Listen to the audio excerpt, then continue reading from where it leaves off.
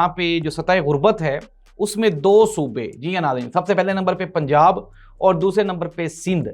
ये दो सूबों में गुज़श्ता 5 साल में गुर्बत में सबसे ज़्यादा इजाफा हुआ है। और तीसरे नंबर पे बलोचिस्तान है, चौथे नंबर पे KPK है। वो जो हम पठानों को ताने मारते थे कि ये यहाँ पे आके छलियाँ भूनते हैं और यहाँ पे आके 10-10 रुपए का काम करते हैं, तो नाज़रीन वो हमसे अमीर हैं और यहाँ पंजाब वालों की बेचारों की जो किस्मत है उसको ठुड्डे पड़ रहे हैं। और यहाँ पे 11-11 अरब रुपए के जो जहाज़ हैं वो खरीदे जा रहे हैं। जहाज़ वाली भी काफ़ी कंट्रोवर्सी हो गई है।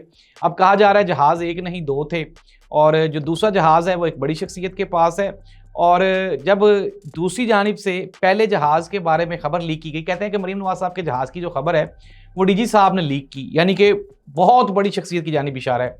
और जब ये कन्फर्म हो गया मरीम नवाज हुकूमत को कि जी वाकई ये फ़ौज की जानिब से या इदारों की जानिब से ये खबर लीक की गई है, तो उसके बाद फिर PMLN ने भी एक दूसरे जहाज़ की जो कहानी है वो अवाम के सामने रख दी। और इस तरह नाज़रीन अब मैं आपको कई मरतबा ये बता चुका हूँ कि जो एक पेज वाली कहानी है अब ये आहिस्ता आहिस्ता फटती जा रही है और फटते फटते अब ये बिल्कुल मिटने के करीब आ चुकी है। कौमी हुकूमत की बातें हो रही हैं, PTI उस पर मान नहीं रही। उन्होंने कहा जी इलेक्शन करवाएं और सिस्टम को, मुल्क को आगे लेके चलें, इस तरह नहीं होगा।